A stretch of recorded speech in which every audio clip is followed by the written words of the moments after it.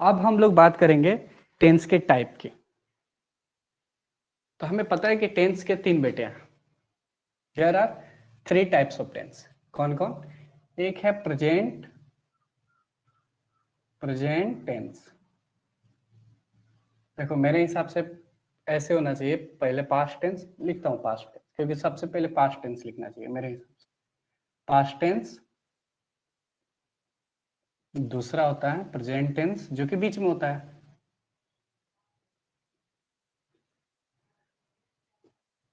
और तीसरा होता है हमारा future tense. Future tense according to our grammar, हमारे ग्रामर के अनुसार इसको टेंस नहीं माना जाता, लेकिन इसे पढ़ना पड़ता है। क्यों पढ़ना पड़ता है? क्योंकि स्पोकन में यूज होता है। क्योंकि फ्यूचर टेंस जो है, रियलिटी में फ्यूचर टेंस क्या डिस्क्राइब करता है? क्या मेरी आवाज क्लियर जा रही है? क्या मैं ऑडिबल हूं? अच्छे से ऑडिबल हूं?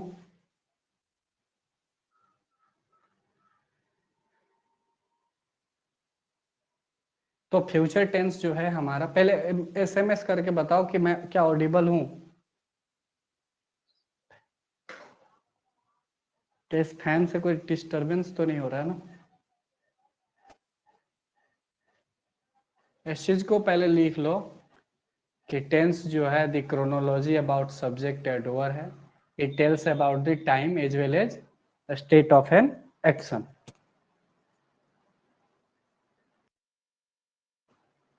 मेरी आवाज जा रही है? मेरी आवाज आवाज जा रही है?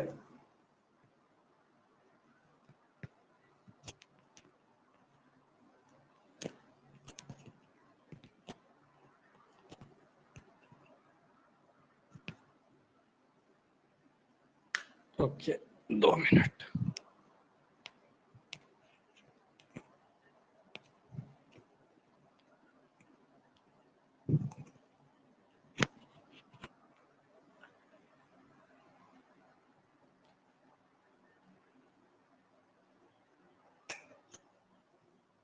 चलो, अब हम लोग बात करते हैं सिंपल प्रेजेंट टेंस की। किस चीज की बात करेंगे?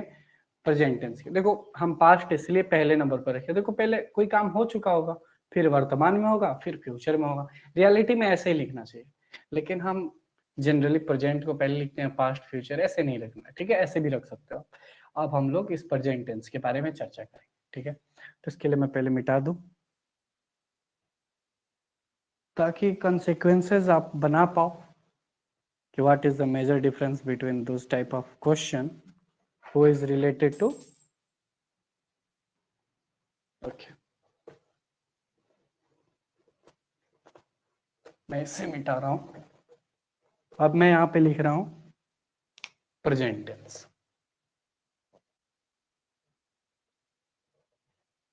Present tense. देखो मैं वैसा टीचर नहीं हूं कि आप सोचोगे स्ट्रक्चर पढ़ाऊंगा, सब्जेक्ट प्लस, ऐसा कुछ नहीं पढ़ाने वाला हूं। मैं डिटेल पढ़ाने वाला हूं। प्रेजेंट टेंस जिसे हम लोग हिंदी में वर्तमान काल कहते हैं, वर्तमान या अद्यतन काल भी बोलते हैं, वर्तमान काल। इसके 4 बेटे हैं। एक है प्रेजेंट, देखो इसे सिंपल प्रेजेंट टेंस बोलेंगे, सिंपल प्रेजेंट टेंस। और दूसरा होता है, हम इसे देखो, इसका दूसरा नाम क्या होता है? सिंपल प्रेजेंट टेंस बोलो या प्रेजेंट इंडेफिनाइट।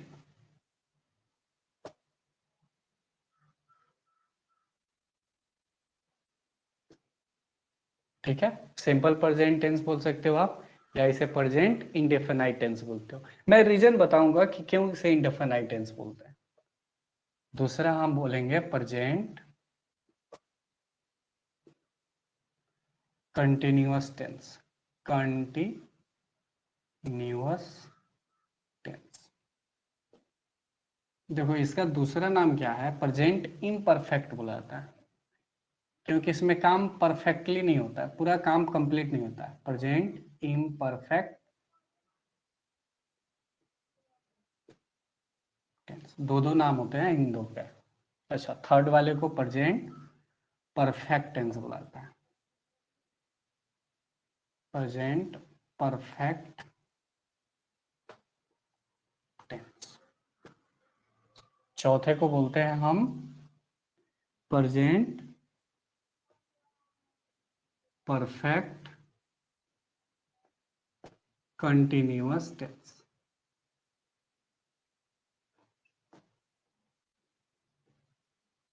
मुझे लगता है अब यहां तक क्लियर है। ये हमारे चार टाइप हो गए। इसको सिंपल प्रेजेंट टेंस बोलो या प्रेजेंट इंडेफिनाइट टेंस। इसे प्रेजेंट कंटिन्यूअस टेंस बोलते हैं या इसे हम प्रेजेंट इम्परफेक्ट बोलते हैं। इम्परफेक्ट मतलब कंप्लीट नहीं हुआ है काम, कोई काम पूरा नहीं हुआ है। थर्ड वाले को प्रेजेंट परफेक्ट टेंस बोलते हैं, इसमें काम कंप्लीट हो चुका है। चौथे वाले को प्रेजेंट परफेक्ट कंटिन्यूअस टेंस कहते हैं, इसमें काम कंप्लीट हो गया है और जारी भी है। तो ऐसी चार स्थितियां बन जाती हैं, ठीक है। और हम लोग इन सबको अलग अलग तरीके से सोचेंगे। देखो इसका एग्जाम्पल क्या क्या हो सकता है। एग्जाम्पल क्या हो सकता है, मान लो जैसे मैंने कहा आई गो, तो ये आया तुम्हारा किसमें, सिंपल प्रेजेंट में। मैंने कहा आई एम गोइंग, ये कहाँ आएगा, ये आएगा प्रेजेंट कंटिन्यूअस में। मैंने कहा आई, पहले दिख भी रहा है कि नहीं, अच्छा ये दो लिख लिया आपने, अच्छा ये पहले लिख लो दो। एक आई गो हो गया प्रेजेंट, सिंपल प्रेजेंट का एग्जांपल ले लेना आई गो। प्रेजेंट कंटिन्यूअस का आई एम गोइंग। अब मैंने कहा कि प्रेजेंट परफेक्ट का, तो मैंने कहा प्रेजेंट परफेक्ट का आई हैव गॉन। अब प्रेजेंट परफेक्ट कंटिन्यूअस का I have been going, I have been going. ये हमारे चारों टेंस के एग्जांपल है। मैंने लिख दिया ताकि आपको थोड़ा डिटेल में काम हो पाए। ये हमारे चार पर प्रेजेंट टेंस के चार पुत्र जो हैं दिख रहे हैं और हम इन सभी के एग्जांपल्स को लिख चुके हैं। इसमें हो गया मैं जाता हूं, इसमें मैं जा रहा हूं, और इसमें क्या हुआ कि मैं जा चुका हूं, और इसमें हुआ मैं 2 दिनों से जा रहा हूं। ठीक है, ये आपके अलग अलग हो सकते हैं। अब मैं सिंपल प्रेजेंट टेंस पढ़ाने वाला हूं, तो इन सबको मैं मिटा देता हूं। मुझे पूरा यकीन है आपको समझ में आ रहा होगा, नहीं आ रहा है तो प्लीज बता दीजिए ताकि मैं इसे रिपीट कर दूं।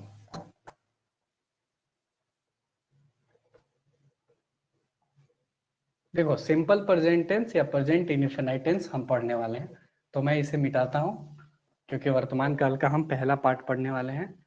इसे नोट डाउन कर लीजिएगा। सिंपल प्रेजेंट टेंस बोलिए, या इसे आप, या इसका दूसरा नाम क्या है, प्रेजेंट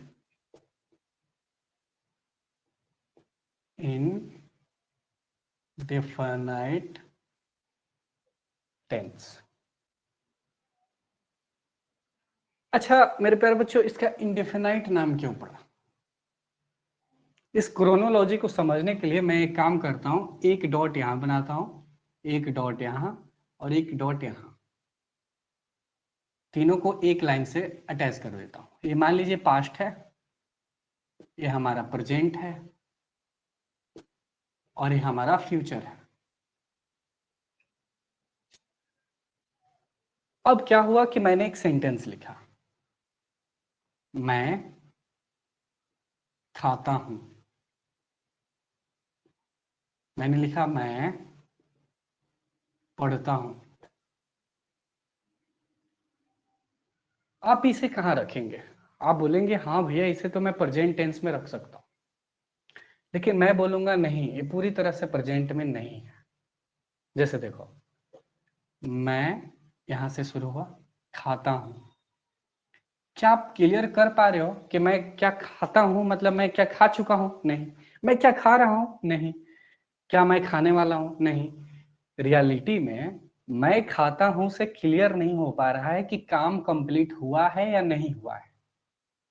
मुझे लगता है आप समझ पा रहे होंगे। मैं ये कहना चाहता हूं कि अगर कोई बोल रहा है कि मैं खाता हूं, तो इससे ये नहीं पता चलता है कि उसने खाना पूरा कर लिया है या खा चुका है, या उसने खाना स्टार्ट किया है या खाने वाला है। रियलिटी में इन वाक्यों से पता नहीं चलता है कि वाकई में वो काम कंप्लीट है या नहीं, एक्शन कंप्लीट है या नहीं। जैसे मैंने कहा मैं खाता हूँ, क्या सच में मैं खाता हूँ? तो क्या इससे पता चल रहा है कि मैं खा चुका हूँ? नहीं पता चल रहा। क्या मैं खा रहा हूँ? पता चल रहा है? नहीं पता चल रहा है। अगर मैंने कहा कि नहीं मैं खाने वाला हूँ, क्या पता चल रहा है? नहीं पता चल रहा है। रियलिटी में सिंपल प्रेजेंट टेंस में जो भी चीज होता है उसका हम पता ही नहीं कर सकते कि वो किस टेंस में है। इसीलिए हम इनडिफाइन है, मतलब अपरिभाषित है। इसीलिए मैं इसे, इस टेंस में जितने भी आते हैं इसे हम प्रेजेंट इंडिफिनाइट टेंस कहते हैं। जैसे मैं पढ़ता हूँ, क्या पता चल रहा है कि मैं पढ़ रहा हूँ? नहीं। मैं पढ़ चुका हूँ? नहीं। इससे तो कुछ स्पष्ट ही नहीं हो रहा है। मैं पढ़ता हूँ, ये एक आदत हो गई कि हाँ भाई अक्सर मैं पढ़ता हूँ, यानी कि एक हैबिचुअल एक्शन है। इसमें पता नहीं चलता कि कोई कंप्लीट एक्शन हुआ है कि नहीं हुआ। मुझे लगता है आप अंडरस्टूड हैं। तो पास्ट में कोई काम करना लेकिन पूरी तरह से प्रेजेंट में नहीं है, इसीलिए इस चीज को क्या बोलते हैं हम लोग? Present indefinite tense. इसीलिए बोलते हैं जैसे मैं खाता हूँ, मैं पढ़ता हूँ, वह नाचता है। मैं बोल रहा हूँ वह नाचता है, तो क्या पता चल रहा है कि वह नाचता है? नहीं पता चल रहा है ना। देखो, सिंपल प्रेजेंट टेंस में जो भी सेंटेंस हो, प्रेजेंट इंडिफिनाइट कहने का उद्देश्य एक ही होता है कि वह काम पूरी तरह से कंप्लीट नहीं हुआ है। मैं खाता हूं, क्या पता चल रहा है कि मैं खा चुका हूं? नहीं। क्या मैं खाने वाला हूं? नहीं। इस बात का आपको ध्यान रखना है। अब सवाल उठता है कि भैया सिंपल प्रेजेंट टेंस का इस्तेमाल हम कहां कहां करेंगे? देखिए, सिंपल प्रेजेंट टेंस का इस्तेमाल आप करेंगे यूनिवर्सल ट्रूथ में। यूनिवर्सल ट्रूथ हो वहां पे इस्तेमाल करना है। जनरल स्टेटमेंट हो वहां इस्तेमाल करना है।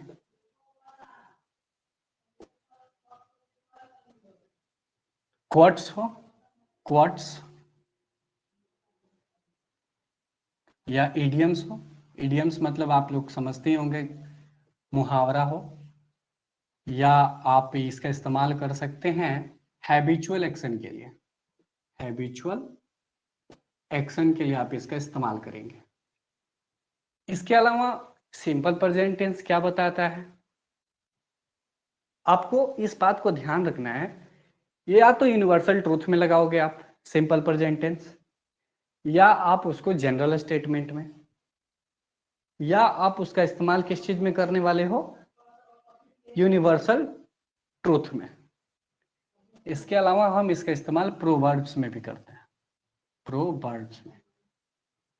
अब आइए इसका एक एक एग्जांपल देता हूं ताकि आपको क्लियर होगा। मैंने कहा यूनिवर्सल ट्रूथ, जैसे मैंने कहा कि पृथ्वी जो है, मैं लिखूं क्या हिंदी में या समझ आ जाएगा इंग्लिश में? इंग्लिश में ही आ जाएगा। तो the earth is round like an orange. मैंने कहा कि पृथ्वी जो है वह संतरे की तरह गोल है। इससे क्या स्पष्ट होता है कि यह बात दुनिया में सच है। सच है ना कि पृथ्वी जो है संतरे की तरह गोल है। तो यहाँ पे मैंने इज का इस्तेमाल किया, प्रेजेंट टेंस का इस्तेमाल किया, सिंपल प्रेजेंट टेंस का इस्तेमाल किया। क्यों किया? क्योंकि हम सिंपल प्रेजेंट टेंस में यूनिवर्सल ट्रूथ को बताते हैं, जनरल स्टेटमेंट जो कि एग्जांपल दूंगा, क्वोट्स बताते हैं, इडियम्स बताते हैं, हैबिचुअल एक्शन, प्रोवर्ब्स और पोजेशन भी। मैंने पोजेशन छोड़ दिया शायद, पोजेशन भी लिख देता हूं। ठीक है, पोजेशन, द अर्थ इज, ठीक है। ये हो गया आपका यूनिवर्सल ट्रूथ का। जैसे मैंने कहा यूनिवर्सल ट्रूथ में कि ताजमहल को किसने बनवाया, तो आप ये नहीं बोलिएगा कि ताजमहल वाज बिल्ट बाय।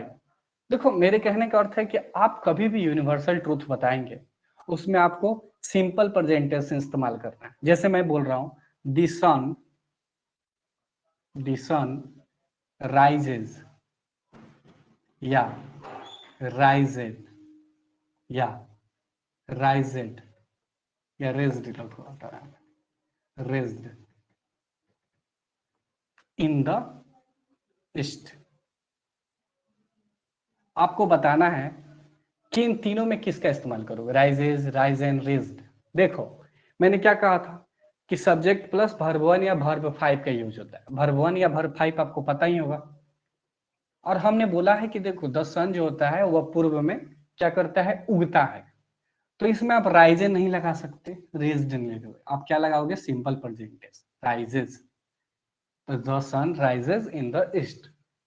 आप इस चीज का इस्तेमाल करना सीखो कि आप कभी भी यूनिवर्सल ट्रूथ बताना हो तो उसमें हमेशा इस्तेमाल करेंगे सिंपल प्रेजेंट टेंस का, वर्ब 1 या वर्ब 5 का।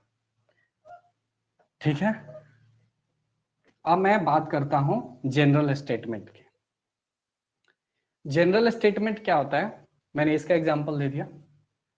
अब जनरल स्टेटमेंट की बात करता हूं। जनरल स्टेटमेंट जैसे कि मैंने कहा कि इंडिया मैच जीत गया, भारत मैच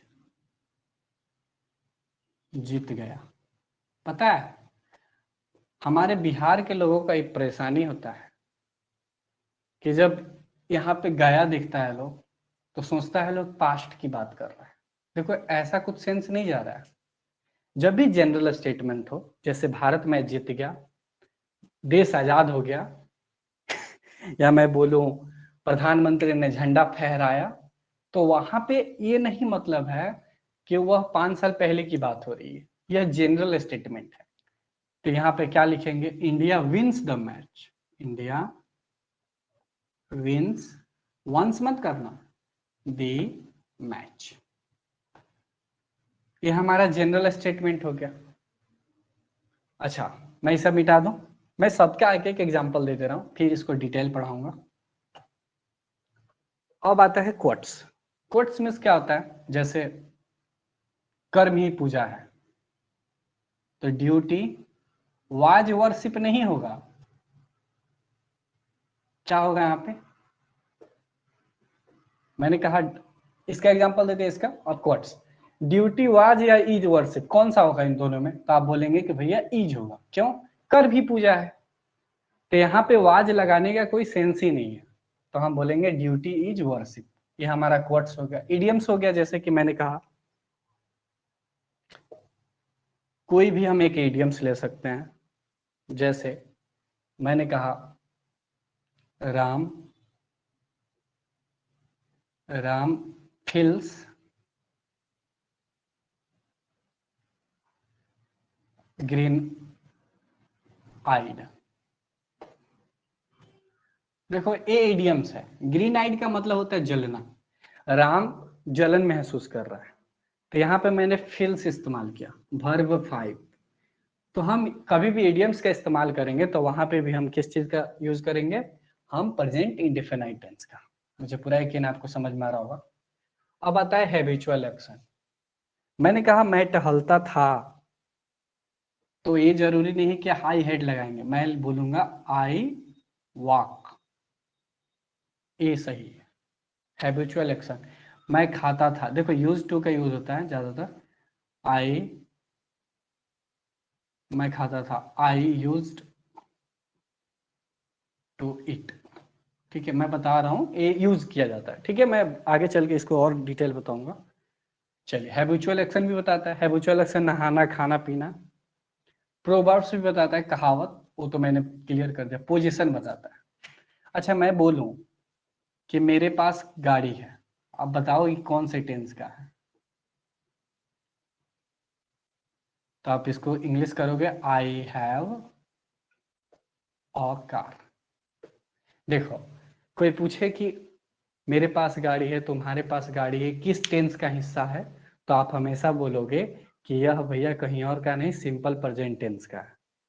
यानी कि हम बोल सकते हैं किसमें, यह क्या बताता है, पोजीशन बताता है। पोजीशन का मतलब होता है अधिकार, मेरे पास गाड़ी है, तुम्हारे पास गाड़ी है। ठीक है, यह ये भी बताता है। मैंने सबका एग्जाम्पल दे दिया।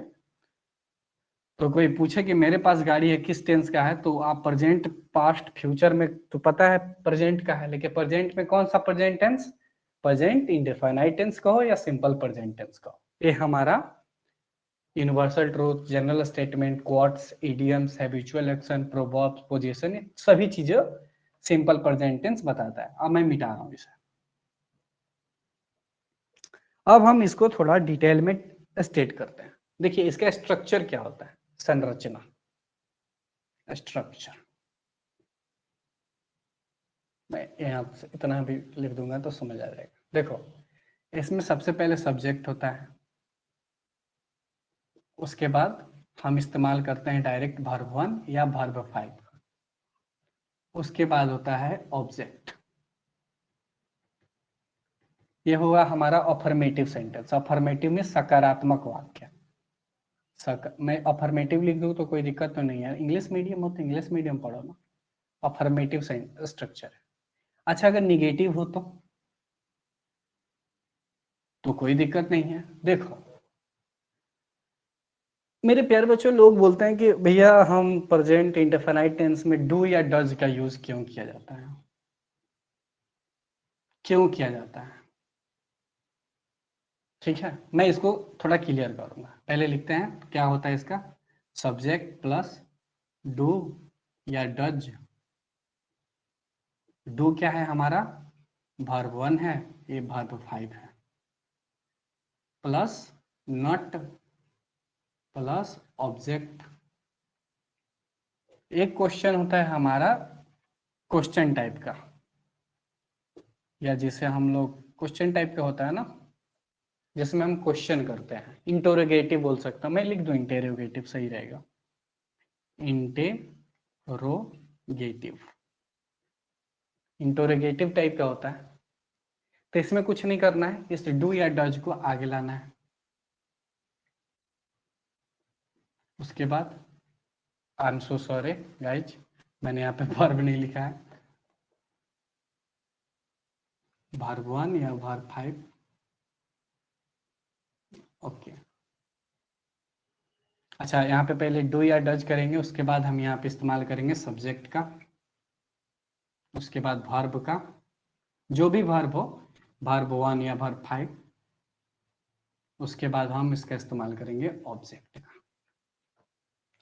उसके बाद एक होता है WH क्वेश्चन। WH क्वेश्चन का मतलब होता है जैसे कि व्हाट, हाउ। तो पहले हम उसको WH लिखेंगे, उसके बाद हम डू या डज लिखेंगे। मैं बताऊंगा थोड़ा अच्छे से समझ में आएगा। उसके बाद हम वर्ब सब्जेक्ट लिखेंगे, और उसके बाद हम लिखेंगे क्या मेरे प्यारे बच्चों, ऑब्जेक्ट। जैसे वेयर डू यू लिव। अच्छा एक बात बताओ, वेयर डू यू लिव, ये सही है कि वेयर यू लिव, ये सही है। तो आप बोलोगे भैया ये गलत है, ये सही है। क्यों, WH है, पहले वेयर, डू लगा दिया डू, सब्जेक्ट यू, लिव रहना, मैंने फिर यहाँ पे वर्ब छोड़ दिया, सॉरी भाई, प्लस ऑब्जेक्ट। थोड़ा सा इंक बदल लो, तब तक आप नोट डाउन करो, ठीक है। समझ में आ रहा है तो पहले लिख दो कि समझ में आ रहा है भैया, तब थोड़ा क्लास में मजा आएगा। मैं चाहता हूँ कि थोड़ा डिटेल पढ़ाऊँ।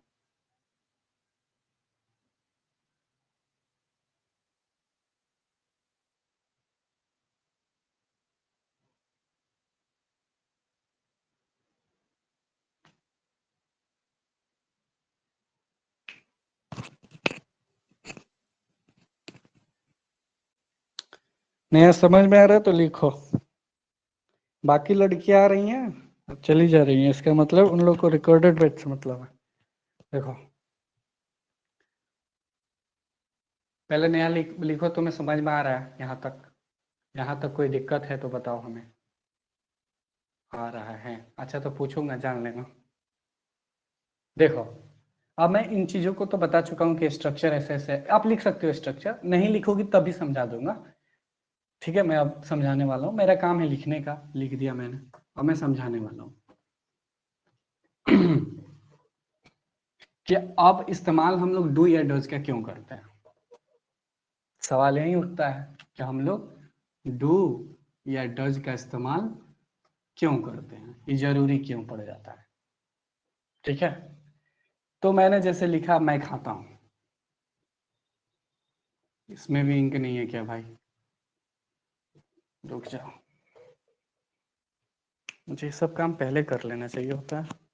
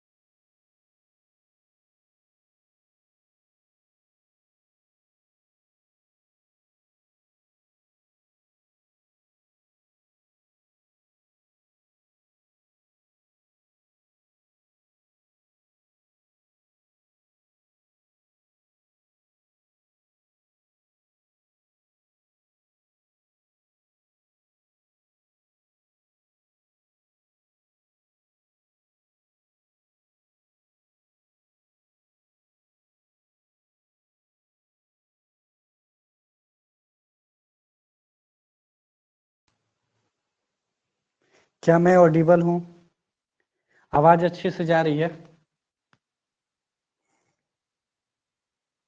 अरे इनके गिर जाते हैं। यस, बहुत बढ़िया। चलो तो सेशन को स्टार्ट करते हैं। हाँ, मैं बोल रहा था डू या डज का इस्तेमाल हम लोग क्यों करते हैं, डू या डज का इस्तेमाल हम लोग क्यों करते हैं। चलिए मैं कहता हूं कि मैं खाता हूं, तो आपको पता है स्ट्रक्चर कि सब्जेक्ट, उसके बाद आई ईट हो गया, वर्ब वन। वर्ब वन क्यों लगा, क्योंकि हमेशा फर्स्ट पर्सन सेकेंड पर्सन के साथ तो हम हमेशा क्या लगाएंगे, वर्ब वन। बस थर्ड पर्सन के साथ हम क्या लगाएंगे, जो सिंगुलर हो उसके साथ हम क्या लगाते हैं, वर्ब फाइव। इतना तो आपको पता ही होगा। ठीक है, अब मैं कह रहा हूं कि मैं खाता नहीं हूं, मैं खाता नहीं हूं, तो आप इसे आई नॉट इट लिखोगे तो यह प्रॉब्लम फंस जाएगा। पूछिए कैसे। ए आई है सब्जेक्ट, ए इसका वर्ब हो गया, और ए है सब्जेक्ट, यह हो गया इसका नकारात्मक संख्या, और ये हो गया वर्ब। अब समस्या है कि हम इसको पूरक नहीं कर सकते। आई नॉट ईट कहना गलत होगा। ऐसा किस लिए, क्योंकि हम पूरक बनाने के लिए डू का यूज करेंगे। डू मतलब क्या होता है, करना। कोई काम को कंप्लीट करने के लिए डू लगाएंगे, तो डू क्या है, वर्ब वन है, और डज क्या है, वर्ब फाइव है। तो यहाँ पे क्या लगेगा, वर्ब वन। तब हम इस चीज को पूरा करने के लिए, ताकि सेंटेंस अच्छा से हो, तब यहाँ पे हम डू का इस्तेमाल करते हैं। I do not eat. मुझे पूरा यकीन आप समझ में आ रहा होगा क्यों डू का इस्तेमाल करते हैं, क्योंकि बिना डू के आप देखोगे सेंटेंस कंप्लीट ही नहीं है, इसीलिए आप डू लगाते हो। तो मैंने स्ट्रक्चर क्या क्या बताया था, कि कभी भी हम सब्जेक्ट लेंगे, उसके बाद वर्ब 1 लेंगे या वर्ब 5 लेंगे और ऑब्जेक्ट लेंगे। और अफर्मेटिव सेंटेंस के लिए जो सकारात्मक वाक्य है। अगर निगेटिव हो तो बस इसके आगे क्या लगा देना है, डू या डज लगा दो। निगेटिव हो तो डू या डज लगा के नट लगा दो। अगर WH है तो डू या डज को आगे लाओ, उसके बाद मैंने लिखवा दिया है, आप ऐसे भी कर सकते हो। डू या डज को आगे लाओ, उसके बाद सब्जेक्ट, उसके बाद वर्ब, उसके बाद ऑब्जेक्ट। जैसे देखो, व्हाट इज योर नेम सही है कि व्हाट योर नेम इज। अच्छा, व्हाट योर इज नेम ले, इज नेम कौन सही है? तो आप बोलोगे भैया जब भी WH क्वेश्चन आता है तो उसके बाद क्या आता है, एक वर्ब आएगा, डायरेक्ट वर्ब आ जाएगा। तो व्हाट इज योर नेम, ये वाला सही है, ये गलत है। क्योंकि कभी भी WH के बाद डायरेक्ट सब्जेक्ट नहीं आता है, ये सब्जेक्ट आ गया डायरेक्ट। कभी भी याद रखना, यह कभी भी WH क्वेश्चन होता है, यह कभी भी उसके बाद जब भी इस्तेमाल होगा वह हमेशा वर्ब होगा। जैसे हाउ हाउ यू आर नहीं होता है, हाउ यू आर नहीं होता है, हाउ आर यू होता है। क्यों? क्योंकि WH वर्ड जो होते हैं अपने बाद डायरेक्ट क्या लेते हैं, उसे हम बोल सकते हैं कि यह उसके बाद अपना वर्ब लेंगे, हाउ आर यू। याद रखने इस बात को। तो अगर WH क्वेश्चन है तो वेयर डू यू लिव होगा, ना कि वेयर यू डू लिव, ऐसे होगा। ठीक है, मुझे पूरा यकीन आप समझ में आ गया होगा। अब हम लोग विशेष चीज पे पढ़ते हैं इसी में कि प्रेजेंट इंडेफिनिट टेंस क्या क्या बताता है। प्रेजेंट इंडेफिनिट टेंस क्या क्या बता सकता है, फाइनाइट टेंस क्या क्या बताता है। तो इस बात का ध्यान रखना है, यह पास्ट भी बता सकता है और यह फ्यूचर भी बताता है। आपको अजीब लगेगा लेकिन ये सच है, यह पास्ट भी बताता है। लेकिन कौन सा पास्ट? नजदीक वाला पास्ट। फ्यूचर कौन सा? नजदीक वाला। ये दोनों चीजें प्रेजेंट इंडेफिनिट टेंस बताता है। अब मैं बताने वाला हूं कैसे।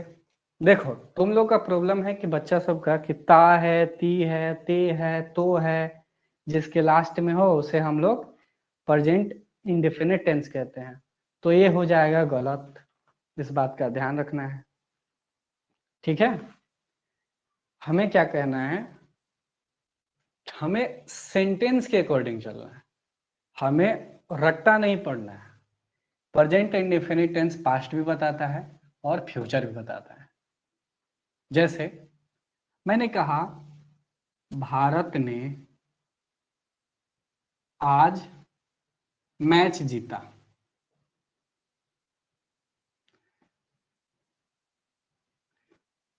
आप इस सेंटेंस को पढ़ेंगे तो आपको लगेगा कि ये तो पास्ट की बात कर रहा है, लेकिन ये पास्ट की बात नहीं कर रहा है। बोल रहा है कि भारत ने कब मैच जीता, आज मैच जीता। मैंने कहा मान लो आज किसी का बर्थडे है और मैंने कहा मोहन ने आज केक काटा, काटा। मोहन ने आज केक,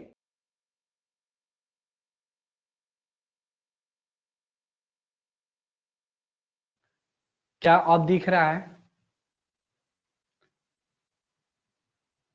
तो मैंने कहा भारत ने आज मैच जीता, इसका मतलब ये नहीं है कि 5 साल पहले जीता। मैंने आज जीता है भाई, अभी जीता है।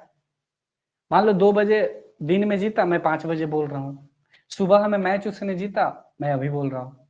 मान लो नेहा ने खाना खाया तो मैं बोला कि नेहा ने खाना खाया।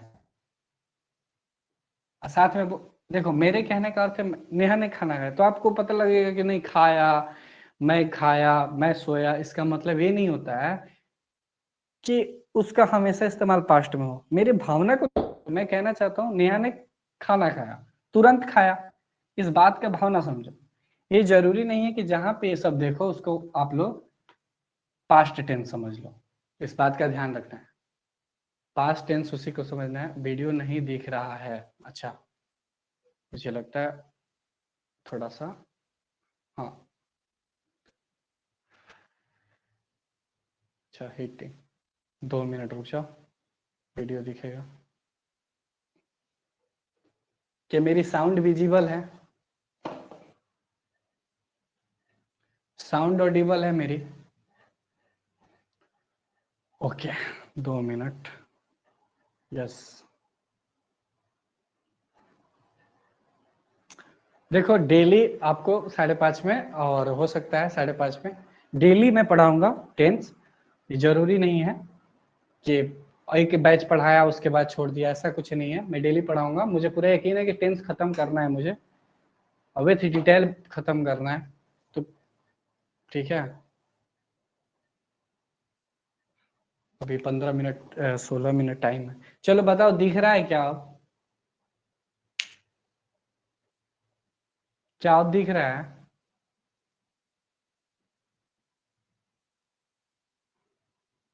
हाँ, अच्छा से क्लियर दिख रहा है ना? देखो, मैं कहना चाहता था कि प्रेजेंट इंडेफिनिट टेंस क्या बताता है, पास्ट भी बताता है, फ्यूचर भी बताता है, लेकिन कौन सा पास्ट? अभी का, कुछ देर पहले घटा हो। कौन सा फ्यूचर? कुछ देर बाद का। जैसे मैंने कहा कि आज मान लो कौन तारीख है, आज मान लो 5 तारीख है, और मैंने कहा कि आज नेहा केक काटेगी। आज रात नेहा 8 बजे केक काटेगी। तो क्या इस बात से काटेगी गागेगी का सेंस जा रहा है फ्यूचर में? नहीं जा रहा है। मैंने कहा मोहन 8 बजे केक काटेगा, तो क्या आप इसको ऐसे बनाओगे कि मोहन विल, या सेल भी यूज कर सकते हो, cell cut the cake 8 o'clock, या आप ऐसे बनाओगे मोहन कट्स केक 8 o'clock। मेरी भावना समझो, मैं कहना चाहता हूं कि मोहन आज 8 बजे केक काटेगा। मैं ये नहीं कह रहा हूं कि 5 साल बाद काटेगा, कल अगले साल काटेगा, 2 दिन बाद काटेगा। मैं बोल रहा हूं आज ही काटेगा, लेकिन कब? थोड़ा देर बाद। तो आप ऊपर वाला गलत हो जाएगा, नीचे वाला सही है। जैसे मान लीजिए आज प्रधानमंत्री जी आए, आज मान लो 15 अगस्त है, मानने में क्या जाता है? अब प्रधानमंत्री जी आए और उन्होंने झंडा फहराया, तो आप कैसे लिखोगे? हिंदी में ऐसे ही लिखोगे ना, प्रधानमंत्री ने, प्रधानमंत्री ने झंडा फहराया। आप देखो, बच्चों का प्रॉब्लम यह है कि लास्ट वाला दिखता है सब, फहराया, ता है ती है, नहीं है तो इसका मतलब पास्ट होगा। मेरे भाई, मेरे कहने का मतलब है प्रधानमंत्री ने झंडा फहराया, पास्ट में फहराया, लेकिन कब? नियर पास्ट, कुछ देर पहले। आज सुबह उन्होंने फहराया। मेरे कहने का मतलब समझो। तो यहाँ पे होगा क्या? प्राइम मिनिस्टर, डी लगाना चाहिए, रिस्पेक्टिव है, the prime minister, minister hoists, hoists the flag. यहाँ ये क्या है? ये हो गया आपका इतना दूर सब्जेक्ट, ये क्या हो गया? वर्ब 5, ये क्या हो गया आपका? ऑब्जेक्ट। ये हमारा सही है। अब तुम लोग क्या होता है कि बच्चा सबका प्रॉब्लम ये देखता है, तो खाता है खाती है रहता, तभी हम मारेंगे। ऐसे आ गया तो इसका मतलब हम नहीं मानेंगे इसको प्रेजेंट इंडेफिनिट। आपको मानना है, क्यों मानना है? यह नियर पास्ट बता रहा है। जब भी नियर पास्ट बताए, नियर फ्यूचर बताए, तो उसमें हम हमेशा सिंपल प्रेजेंट टेंस या प्रेजेंट इंडेफिनाइट टेंस का इस्तेमाल करते हैं। इस बात का क्लियर कर लो। The prime minister hoist the flag, hoists the flag. जैसे मैं कुछ सेंटेंस बोलता हूं जिसको आप को सॉल्व करना है, ठीक है? मैं 2 मिनट का ही टाइम लूंगा, ज्यादा नहीं दूंगा, फटफट सॉल्व करना है। बस इसको किस टेंस में लेकर चलना है? इसको हमेशा आपको प्रेजेंट इंडेफिनिट में क्यों लेके चलना है? क्योंकि यह सिंपल प्रेजेंट टेंस जो है नियर फ्यूचर भी बताता है, नियर पास्ट भी बताता है। ठीक है, जैसे मैंने क्या, मैच रात 8 बजे शुरू होगा। पता है इस सेंटेंस को देख के 90% लेके सोचेगा सब कि ना भैया ये तो फ्यूचर टेंस है, नहीं है, आज की बात हो रही है। दूसरा मैंने कहा मोदी जी 9 बजे एयरपोर्ट जाएंगे, एयरपोर्ट जाएंगे। पता है क्या सोचेगा लोग, ये तो जाएंगे है ना, तो भाई अब जाएंगे है तो फ्यूचर हुआ, नहीं फ्यूचर नहीं हुआ। मैं नियर फ्यूचर है, नियर फ्यूचर मतलब आसपास की बात हो रही है। जब भी आसपास की बात हो तो हम उसमें प्रेजेंट इंडेफिनाइट टेंस का यूज करेंगे। भारत ने ऐतिहासिक जीत पाई। आज की बात हो रही है, मैं 5 साल की बात नहीं कर रहा हूँ। बस आपको उस बचपन वाले भ्रम से निकलना है जिसके अंत में ता है, ती है, तो है, वो वाले भ्रम से निकलना है। ठीक है, ये जरूरी है। जैसे मैंने कहा राजीव आज केक काटेंगे, काटेंगे इसका मतलब ये नहीं हुआ कि 5 साल। आज भी तो देखो, काटेंगे है तो है, वो बात अलग है, लेकिन आज की बात कर रहा है ना, नियर फ्यूचर है।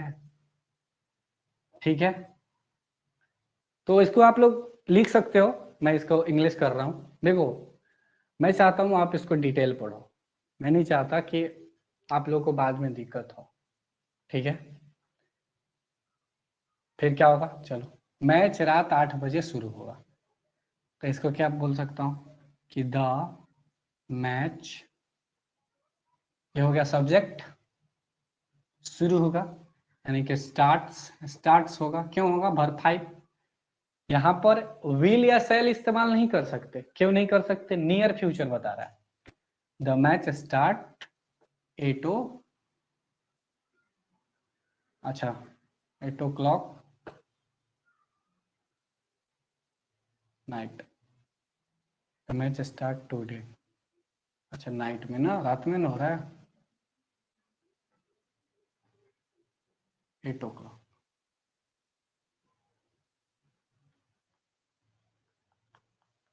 ठीक है, दूसरा है आपका मोदी जी 9 बजे एयरपोर्ट जाएंगे।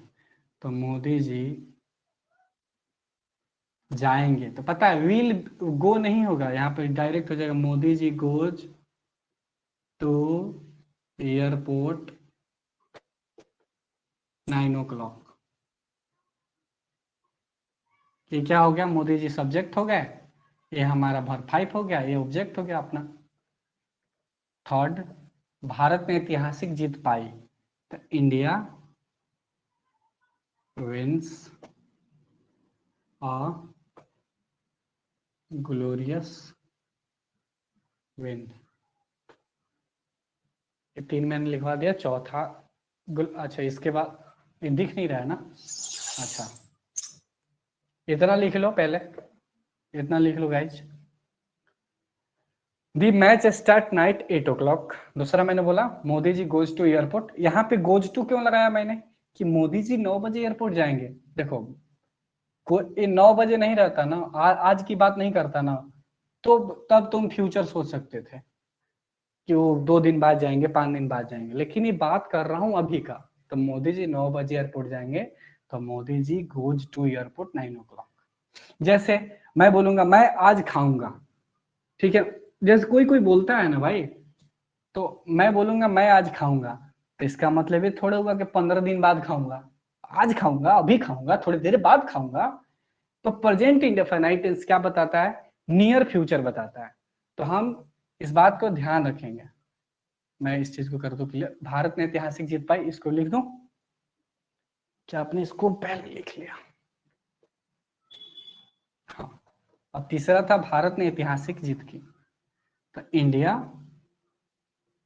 विंस ये हमारा सब्जेक्ट हो गया, ये वर्ब 5 हो गया, और ग्लोरियस विन, ऐतिहासिक जीत, ये हो गया ऑब्जेक्ट। ये आर्टिकल है, ये आर्टिकल है, ऑब्जेक्ट है। अच्छा, फोर्थ क्या है? राजीव आज केक काटेंगे, तो राजीव विल नहीं होगा, आज की बात कर रहा है, तो Rajeev cuts verb 5 the cake today. देखो टाइम वाइम जो होता है ना, उसको हमेशा लास्ट में लिखा जाता है, तो Rajeev cuts the cake today. क्या क्लियर है? तो नेहा तुम पहले लिखो क्लियर। देखो तुम सोच रही हो कि हम पढ़ाएंगे वो ता है ती है, वैसे नहीं होता है, ऐसे पढ़ना पड़ता है। क्लियर, बहुत बढ़िया। जैसे नेहा मैंने कहा कि मैं आज मैं खाना खाऊंगा, मैं आज खाना खाऊंगा, तो खाऊंगा सोच के, गा है गी है सोच के फ्यूचर नहीं ना सोचोगे, नहीं सोचना है। मैंने बोला मैं आज खाऊंगा, तो बिहार के हो चाहे जो हिंदी माध्यम के बच्चे हो तो उनको परेशानी होता है, मैं आज खाऊंगा मैंने बोला, तो गा है गी है देख के फ्यूचर नहीं सोचना है, मैं आज खाऊंगा ना, तो आई ईट टुडे।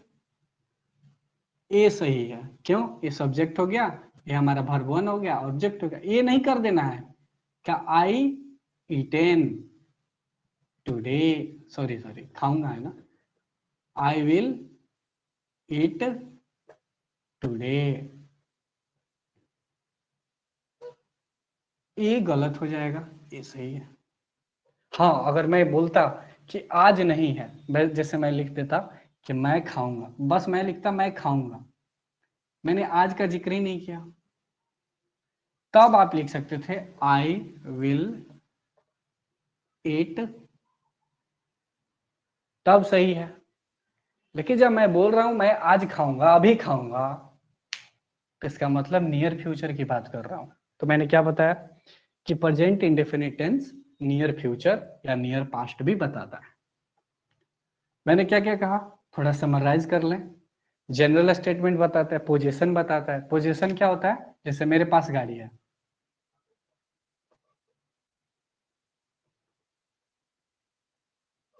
तो ये किस टेंस का है? तो आप बोलेंगे present indefinite, I have car.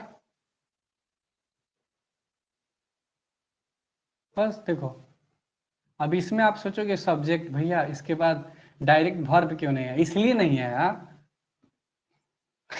देखो बच्चों, यहाँ पे लोगों को समस्या होता है। देखो ये वर्ब नहीं है, ये हमारा आई हैव ए कार है, तो ये सब्जेक्ट हो गया, ये वर्ब हो गया। वर्ब कौन है? वर्ब 1 है, ये हो गया हमारा ऑब्जेक्ट। क्या ये नहीं है हमारा प्रेजेंट इंडेफिनिट टेंस? मेरे पास गाड़ी है, तुम्हारे पास, जैसे मैंने कहा उसके पास किताब है, तो क्या हो जाएगा? He has a book. अब क्या हुआ? ये सब्जेक्ट हो गया, ये क्या हो गया? वर्ब 5, और ये हो गया हमारा ऑब्जेक्ट।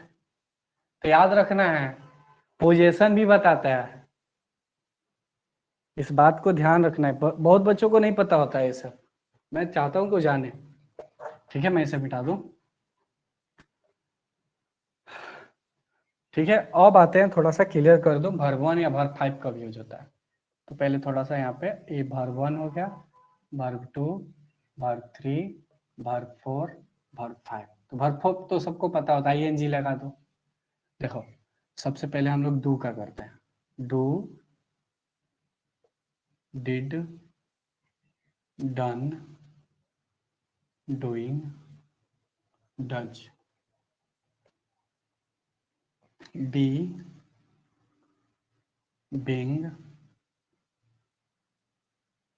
बिंग, बिन, बीज भी होता है तो आप इस्तेमाल कर सकते हो। ठीक है, बीज भी होता है, तो खैर इसको इस्तेमाल करना है तो करो, नहीं तो करना मत करना। हाँ, उसके वजह से कहा मैंने, हैव, हैड, हैड,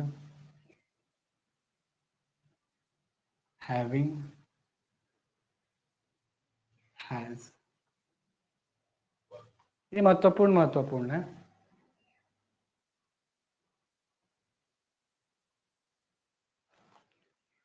तो इसे लिखना है तो लिख लीजिए, और जो इम्पोर्टेंट है उसको और लिखवा दे रहा हूँ। और आज का सेशन यहीं तक रहेगा, क्योंकि मुझे लगता है कि थोड़ा थोड़ा पढ़ना ज़्यादा ज़रूरी होता है, ना कि एक बार में ज़्यादा पढ़ लेना।